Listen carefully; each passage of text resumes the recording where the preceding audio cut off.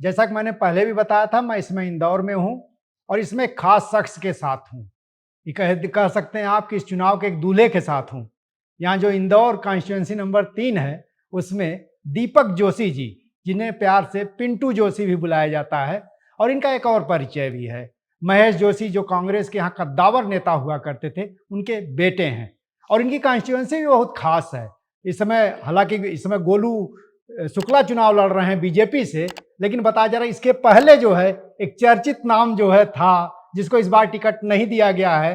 कैलाश विजयवर्गीय के बेटे वहां से विधायक हुआ करते थे और पूरे बल्ले मारने की वजह से एक अधिकारी को पूरे देश में कहिए तो ख्याति प्राप्त किए थे या कुख्यात हुए थे, वो आप तय करिए, लेकिन इस बार उनको टिकट नहीं मिल पाया है कैलाश विजयवर्गीय की लाख कोशिशों के बावजूद। और आलम यह है कैलाश विजयवर्गीय जो राष्ट्रीय नेता है, बीजेपी ने उनको भी मैदान में उतार दिया है और कहा जा रहा है कि उनकी सीट फंसी हुई है। बहरहाल, लेकिन हम बात करेंगे इंदौर जो कॉन्स्टिट्यूंसी नंबर 3 है उस पर बात करेंगे कि उसके प्रत्याशी मेरे साथ है दीपक जोशी जी। दीपक जोशी जी, मैं कड़े से सवाल पूछता हूं। कहा जा रहा है संघर्ष तो आपको भी करना पड़ा अपने टिकट के लिए। देखिए, किसी भी विधानसभा में कांग्रेस पार्टी का जब माहौल रहता है, प्रदेश में लगता है कि कांग्रेस की सरकार आने वाली है, तो स्वाभाविक बात है प्रत्याशी दावेदार बढ़ते हैं। हाँ। लेकिन टिकट एक को मिलता है, हाँ। वो मुझे मिल गया। लेकिन संघर्ष तो करना पड़ा। संघर्ष मैंने चुनाव के लिए बचा के रखा हुआ है। अच्छा, टिकट लाने में नहीं करा ज्यादा। तो इसके अभी आप जब वोट मांगने जा रहे हैं तो क्या बता रहे हैं, क्या मुद्दे? हमसे बताया कि आप कई बार जेल गए हैं। कितनी बार? 19 बार? कितनी बार? जी सर। तो कांग्रेस तो इस तरह से नहीं, मतलब आज तक कांग्रेसियों की इस तरह से नहीं देखा जाता रहा है। आप कैसा संघर्ष कर रहे थे, किन मुद्दों पर? देखिए, छात्र राजनीति से अगर निकलते हो तो आपके अंदर एक क्रांतिकारी की ऊर्जा हमेशा रहती है। अच्छा। एनएसयूआई में रहा, युवक कांग्रेस में रहा, और 20 साल से भारतीय जनता पार्टी की राज्य में सरकार थी। तो आपको जनता की लड़ाई लड़नी है तो आपको जेल जाने की तो तैयार रहना पड़ेगा, डंडे खाने के लिए तैयार रहना पड़ेगा। तो समय समय पे हमने कांग्रेस पार्टी की ओर से जनता के आक्रोश को मंच प्रदान करा और मंच के माध्यम से हमने आंदोलन करे, प्रदर्शन करे, धरने करे। क्योंकि भारतीय जनता पार्टी की सरकार थी तो वो तो दमनकारी सरकार है, चुपचाप तो बैठने से रही, तो बदला लिया हम लोगों से। तो अभी कुछ खास मतलब अपने इस आंदोलन के जो आपने 19 बार आप जेल गए, कुछ 2-3 जो बड़े जो सवाल थे, बड़े मुद्दे जिसके लिए आपने सब संघर्ष किया? सिर्फ और सिर्फ जितने भी मेरे ऊपर मामले रहे, वो सब जितने मामले रहे सब राजनीतिक रहे। अच्छा, आपराधिक मामला मेरे पास जीवन में आज तक नहीं लगा। नहीं, संघर्ष किन मुद्दों के लिए किया, मैं ये जानना चाह रहा हूँ। मूलभूत सुविधाओं की बात से स्टार्ट करें, पानी, बिजली, सड़क, नौकरी, रोजगार, भ्रष्टाचार, पुलिस की गुंडागर्दी, व्यापारियों पर गुंडों और नगर निगम एवं भारतीय जनता पार्टी के सरकार के अधिकारियों का आतंक। हमारे मध्य प्रदेश में 20 साल में शिवराज सिंह चौहान जी की सरकार ने समय समय पे जनता को परेशान और प्रताड़ित किया है। बिजली के दाम हर 3 महीने में बढ़े हैं। जब से मोदी जी की सरकार आई, तेल के दाम, गैस के दाम और अन्य उपयोगी चीजों के दाम समय समय पे बढ़े हैं। आपको लड़ाई किसे लड़ोगे? अखबार तो छापने से रहे, हमने फिर आंदोलन करा, वो अखबार में छपे। क्योंकि कोई भी चीज को अगर आप जब तक आक्रामकता से पेश नहीं करोगे, जनता को साथ आंदोलन में ही जोड़ोगे, उसमें वो मॉब और वो उसमें वो ताकत नहीं मिलती है। फिर बहुत सारे ऐसे मौका है कि भारतीय जनता पार्टी के बड़े बड़े नेताओं को हमने विरोध करा है, उसके लिए लाठी डंडे खाए, विधानसभा घेराव करा है, राज्य भवन घेराव करा है। विपक्ष में सबसे बड़ी भूमिका रहती है युवाओं की। वो किसी भी क्रांति को जन्म देते हैं और क्रांति युवा ही ला सकते हैं। तो हमने प्रयास करा कि मध्य प्रदेश में कांग्रेस पार्टी की ओर से युवा तो कम से कम सरकार के विरोध में खड़ा रहे। नहीं, तो ये जो आप मुद्दे, जिन मुद्दों की बात कर रहे हैं, बिजली, पानी, सड़क, जो है तेल और गैस, ये क्या मुद्दा बन पा रहा है चुनाव में? यही तो मुद्दा है। देखिए क्या होता है, हर मुद्दा 5-5, 10% करके 100% भारतीय जनता पार्टी के खिलाफ हो गया है। अच्छा। और ऐसे बीच में काफी घटनाएं और निर्मम कांड भी हुए हैं, जैसे छोटी बच्चियों के साथ बलात्कार, लाश का अस्पताल के बाहर पड़े रहना, एम्बुलेंस न मिलना तो ठेले पे धकिया के ले जाना, कोविड के समय बड़ी संख्या में पलायन हुआ लोगों का। हमारे इंदौर से महाराष्ट्र से जब यूपी जाते तो इंदौर बीच में पड़ता है। मैंने अपनी आंखों से प्रतिदिन 50-50 हजार लोग मजबूर देखे हैं। कोविड के समय लोगों को ऑक्सीजन नहीं मिला, दवाइयाँ नहीं मिली, उसको लेकर विषय है। तो आप सोचिए कि भारतीय जनता पार्टी का पाप का घड़ा सीधी भाषा में भर चुका है और हर मोर्चे पर विफल साबित हुई है। शिवराज जी मामा सिर्फ और सिर्फ अखबार के माध्यम से, चैनलों के माध्यम से अपनी खूबियां गिना रहे हैं और मध्य प्रदेश में हर महीने हजारों करोड़ का बोझ ले रहे हैं उधार लेके। हाँ, तो कह रहे हैं लाडली योजना है, उसपे दे रहे हैं, उसके अलावा कई योजनाओं की वो बातें करते हैं। तो इससे क्या आपको नहीं लगता कि जनता को पर असर पड़ेगा और उनके पक्ष में जा सकते? लाडली बहना तो 19 साल 10 महीने भी थी। हाँ, आखिरी के 2 महीने लाडली बहना की याद कैसे आई? हाँ, अगर आपकी बहन है, तो आप क्या बहन को सिर्फ राखी के दिन ही याद करोगे क्या? हाँ। अन्य दिनों में बात नहीं करोगे? शिवराज मामा की ये चाल जनता समझ चुकी है कि जब चुनाव आते हैं तो शिवराज मामा सबके भाई बन जाते हैं। हाँ। उसके अलावा तो फिर शिवराज मामा कंस मामा ही रहते हैं बाकी के महीने। अच्छा, ऐसा है। जनता भी इसको मानती है? जनता समझ चुकी मामा के पास तो 1,11,000 घोषणाओं का रिकॉर्ड है, वो भी सब खाली की खाली। मामा आप बोलो तो मामा खड़े-खड़े आपके यहाँ खड़े-खड़े स्टेडियम बनवा दे 300 करोड़ का 1 महीने में। मामा खड़े-खड़े आपके सड़कें बनवा ले, 4 लेन बनवा ले। आप तो टीवी म्यूट कर दो और एक बच्चा बता सकता है कि शिवराज मामा टीवी पे क्या बोल रहा है। तो लेकिन अगर हम आपसे पूछें, इसी तरह आप शिवराज मामा की बात कर रहे हैं, लेकिन कल्पनाथ जी जिन सवालों की आप बात कर रहे थे, इस पर कल्पनाथ जी नहीं बोलते हैं। वो तो सीता का मंदिर बनवा रहे हैं। कमलनाथ जी का वो चेहरा है जिससे मध्य प्रदेश में निवेश आकर्षित होता है। अच्छा। क्या होता है कि आपको कौन बुला रहा है, हाँ, वो व्यक्ति बहुत महत्वपूर्ण है। हाँ, क्योंकि जब वो बुला रहा है तो आपको किसी गारंटी के साथ बुला रहा हाँ, है। हाँ, आप यहाँ इंडस्ट्रीज डालें, आप यहाँ उद्योग डालें, आप यहाँ रोजगार लाएं, तो बुलाने वाला कौन है वो महत्वपूर्ण है। देश में कमलनाथ जी की एक अच्छी छवि है उद्योगों को लेकर।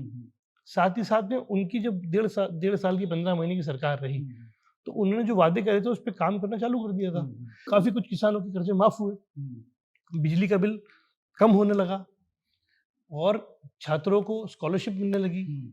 जो लाल फीताशाही के कारण काम रुके हुए थे वो तुरंत हुए। इंदौर जैसा शहर माफिया मुक्त मात्र 1 साल में हुआ। जितने बड़े बड़े गुंडे, जितने बड़े बड़े माफिया जो इंदौर को अपनी गिरफ्त में करे हुए थे, सब जेल में थे, अपने यहाँ प्रदेश छोड़ के जा चुके थे। तो 1.5 साल के कार्यकाल में कमलनाथ जी ने 2020 मैच दिखा के ये साबित कर दिया कि अगर 5 साल का उनको 50 ओवर का मैच खेलने को मौका मिलेगा तो वो शानदार प्रदर्शन करेंगे। क्या माना जाए, कांग्रेस यूनाइट है? कांग्रेस का नेतृत्व पिछले दिनों जिस तरह कुछ अंतर्विरोध सामने आए देखने को, वो नुकसान नहीं पहुंचाए आपको? जो अंतर्कलह है वो भारतीय जनता पार्टी में ज्यादा है। सालों से सरकार में रहे हैं, हाँ, नेता बड़े मोटी चमड़ी के हो गए, बड़े पैसे वाले हो गए। हाँ, उन विधायकों को टिकट कटना, मंत्रियों को टिकट कटना भारतीय जनता पार्टी के लिए मुश्किल काम था। हाँ। तभी आप देखिए कि तकरीबन सभी मंत्रियों के टिकट हुए हैं। वो निश्चित बात है वो सब हारेंगे, इसी हालत है। हाँ, क्योंकि जनता के सामने उनका अहंकार इतना बड़ा हो गया कि रावण भी छोटा हो गया है भारतीय जनता पार्टी के नेताओं के सामने। और ये जो सरकार है इस बार जनता वर्सेस भारतीय जनता पार्टी, हम माध्यम मात्र हैं कि अगर भारतीय जनता पार्टी को हराओगे तो किससे लाओगे। और साथ ही साथ हमारी लोक कल्याणकारी योजना जन जन तक पहुंचने में हम लगे हैं। अब मुझे बताया गया कि आपकी जो कॉन्स्टिट्यूंसी है, जो इलाका है, पूरा शहरी क्षेत्र ही वो आता है, पूरा शहरी क्षेत्र। तो इसमें आप नया क्या कर देंगे? क्या नए वादे लेकर के आप जा रहे हैं जनता के बीच? देखिए घनी आबादी वाला क्षेत्र है, हाँ। पुराने बाजार है, पुरानी बसावट है। हाँ। पुराना दिल्ली, पुराना बम्बई आपने देखा होगा, जी। सेम वैसी ही बसावट है। हर बड़ा बाजार उस इलाके में आता है, हर सरकारी दफ्तर, हर प्रमुख मार्ग, हर प्रमुख बिल्डिंग सरकारी उसमें आती है। जब मध्य प्रदेश में सर्वाधिक टैक्स हम लोग देते हैं, हमारे 3 नंबर के लोग, तो थोड़ा ज्यादा अधिकार हमारा बनता है। जैसे आप महाराष्ट्र को अलग दृष्टि से देखते हैं और मुंबई को अलग दृष्टि से देखते हैं, वैसे ही दृष्टि से आपको इंदौर विधानसभा 3 को देखना पड़ेगा कि इस क्षेत्र को ऐसा बनाया जाए कि लोग यहाँ पे धंधा व्यापार भी कर सकें, अपना परिवार भी पाले, यहाँ से रोजगार भी पैदा हो और 20 साल बाद भी इस क्षेत्र में लोग अपना परिवार पालना चाहें। क्योंकि बड़ी चुनौतियां आने वाले समय हमारे साथ है। ट्रैफिक की समस्या, हाँ, सबसे बड़ी समस्या मैं देख रहा हूँ जाम और ट्रैफिक की समस्या, पानी है। की समस्या। तो नहीं, इसका विकल्प क्या क्या आप दे रहे हैं? मतलब क्या है कुछ, इसको सॉल्व कैसे करेंगे? देखिए बड़े बड़े बाजारों में बड़ी बड़ी बिल्डिंगें बन रही है जिसमें नगर निगम पैसा खाकर, यहाँ की लोकल कॉरपोरेशन पैसा खाकर न पार्किंग देखती है न बिल्डिंगों की FIR देखती है। पैसा लेके अधिकारी बना लेते हैं, आपत्ति होती तो बिल्डिंग तोड़ देते हैं। अब जिस बेचारे ने बिल्डिंग बनाई है उसको तो दोबारा नुकसान हो गया। हम कहते हैं कि नियम अनुसार कार्य हो। स्मार्ट सिटी का पैसा इंदौर से क्यों लाएं? लाओ मोदी जी से। आप पैसा ही हमसे ले रहे हो और हमारा, और स्मार्ट सिटी के तमगा भी हमको दे रहे हो, तो ये बात कहाँ से? हाँ, नहीं, यही मैं जानना चाह रहा हूँ। आप कह रहे हैं कि ये जो इसको अलग से वो मिलना चाहिए। स्वच्छता के नाम पे इंदौर सबसे आगे रहता है, फर्स्ट नंबर पे हमेशा देश के शहरों में। तो ये मतलब ये अंतर्विरोध कैसे है? मतलब दोनों चीजें, यहाँ जाम भी स्वच्छता है। में अगर हम नंबर 1 है तो इंदौर की जनता के कारण, इंदौर के कर्मचारियों के कारण, सफाई कर्मियों के कारण। पर एक बात बताइए, किसी अगर हम सफाई में ही नंबर 1 रहे और ट्रैफिक में फेल हो जाए, पानी में फेल हो जाए, क्राइम के मामले में फेल हो जाए, दैनिक सुविधाओं के मामले में फेल हो जाए, महंगे के मामले में फेल हो जाओ, तो क्या हम पास की डिग्री हमको मिलेगी? हमको हर विषय में कम से कम पासिंग मार्क्स तो लाने ही पड़ेंगे। अगर हम आपसे पूछें कि आप ही से सवाल पूछते हैं, क्योंकि विपक्ष का नेता इस समय हमारे पास सामने मौजूद नहीं है, बीजेपी आपके इलाके में किन मुद्दों के लेके, उसके पास क्या मुद्दे हैं? जनता कोई मुद्दे हैं या वही राम मंदिर और वही जो है? जी, भारतीय जनता पार्टी के पास तो दुर्भाग्य है कि पिछले 33 साल में हमारी विधानसभा से किसी स्थानीय प्रत्याशी को, कार्यकर्ता को टिकट ही नहीं दिया है। ये कहाँ से, गोलू शुक्ला जी कहाँ से आए हैं? ये विधानसभा 1 से आए हैं। इससे पहले आकाश जी थे, वो विधानसभा 2 से थे। उससे पहले उषा ठाकुर जी थी, वो 1 से थी। उससे पहले जो प्रत्याशी थे वो 4 से थे। मेरे कहने का मतलब है कि सबसे पुरानी विधानसभा होने बावजूद भी भारतीय जनता पार्टी अपने कार्यकर्ताओं को ये लायक नहीं समझती कि उनको प्रत्याशी बना पाए। इसका कार्यकर्ताओं में आक्रोश यही है। तो कहने मतलब आपके पक्ष में कई फैक्टर काम कर रहे हैं, मतलब आकाश का वहां चुनाव न लड़ना या गोलू का बाहर से आना और तो उनके पास मुद्दे, एंटी इनकम्बेंसी अपने तरीके से काम कर रही है, तो कई फैक्टर हैं जो आपके पक्ष में काम कर रहे हैं। फैक्टर मेरे पक्ष में सबसे पहला तो ये कि लोग मुझे नाम से जानते हैं, मैं लोगों को नाम से जानता हूँ जी, उनके पते से जानता हूँ। 20,000 परिवारों को मैं व्यक्तिगत रूप से विधानसभा के जानता हूँ। ये मेरा सौभाग्य है 20 साल लगातार काम करने के कारण। तो लोग अब मुझे कोई काम बोलेंगे तो उन्हें सबसे पहले मुझे परिचय नहीं देना पड़ेगा, मैं उनके पास जाऊंगा तो मुझे परिचय नहीं लेना पड़ेगा।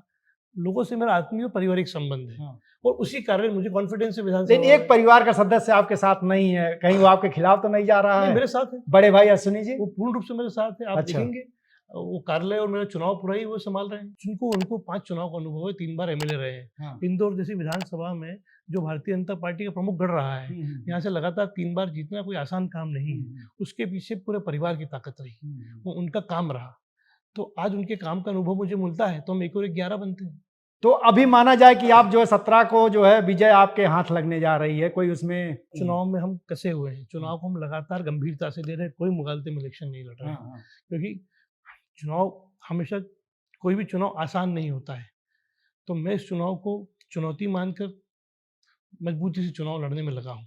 आप कह रहे हैं कि आप कल से प्रचार में उतर रहे, क्या रणनीति क्या है आप? जो वर्षों से लोगों से मेरे निजी संबंध रहे हैं, उनको याद दिलाना कि वही लड़का आपके बीच में इस बार वोट मांगने आया जो पहले कार्यकर्ता के रूप में पर्ची बांटने आता था। वही लड़का आपके बीच में वोट मांगने आया जो पहले आपके सुख दुख में खड़ा होता था। वही लड़का आपके बीच में वोट मांगने आया जो आपकी लड़ाई लड़ने के लिए जेल गया था। वही लड़का आपके लिए वोट मांगने आया जो आपकी दैनिक सुविधाओं को पूरा करने के लिए सुबह शाम लगा रहा। तो मैं उनकी जीवन यात्रा में कहीं ना कहीं मेरा योगदान है जनता की, और मेरी जीवन यात्रा में जनता का योगदान है। और इसी में कहीं अगर मोदी जी ऊपर से आ जाए और कहें भाई हमारे नाम पर वोट दीजिए, शिवराज को भूल जाइए, सबको भूल जाइए, मेरे नाम पर वोट दीजिए, तो या कहीं ऐसा नहीं हवा बदल जाए? कल की किसी बहन को पानी की जरूरत पड़ेगी तो क्या नरेंद्र मोदी बाल्टी लेके उनके घर आएंगे? अच्छा। कल को किसी युवा छात्र को छात्रवृत्ति की जरूरत पड़ेगी तो क्या मोदी जी उसको छात्रवृत्ति देने आएंगे? ये चुनाव विधानसभा का जरूर है, लेकिन ये स्थानीय मुद्दों पे है। ये प्रादेशिक मुद्दों पे भी 50% है। हमारे 3 नंबर इतना चैतन्य क्षेत्र है कि हमारे 50% मुद्दे हमारे खुद के स्थानीय है, तो हमारे स्थानीय मुद्दे हावी है, उसके बाद प्रादेशिक मुद्दे हावी है। तो जब मालूम है कि, और मैं तो ऐसे छोटा आदमी हूँ, काम नरेंद्र मोदी जी से बड़े आदमी को मैं इतने छोटे काम करवाऊंगा? छोटे काम मुझ पर छोड़ दे, बड़े काम चाहे तो मोदी जी को दे दे, नहीं तो हमारे नेता राहुल गांधी जी तैयार हैं। तो जनचौर से बात करने के लिए बहुत बहुत शुक्रिया। तो आप देख रहे हैं कि दीपक जोशी जी पूरे हौसले के साथ डंके की चोट पर ये कह रहे हैं कि ये जो है 17 को जो वोटिंग होगी उसमें ये जीत के लिए नहीं बल्कि मार्जिन बढ़ाने के लिए चुनाव लड़ रहे हैं। तो इनके हौसले बुलंद हैं और एक विरासत भी इनके साथ है जो जुड़ी हुई है, और इनका संघर्ष भी इनके साथ काम कर रहा है। लेकिन जिस तरह की चुनौती है उसमें विपक्ष के तौर पर बीजेपी का एक प्रत्याशी है, खुद बीजेपी है, बड़े बड़े नेता हैं, कितना उनका मुकाबला कर सकते हैं और क्या किस तरह से गणित बदल सकते हैं, ये 17 को पता चलेगा। और आने वाले 3 तारीख जब नतीजे आएंगे तब हम लोग देख सकेंगे।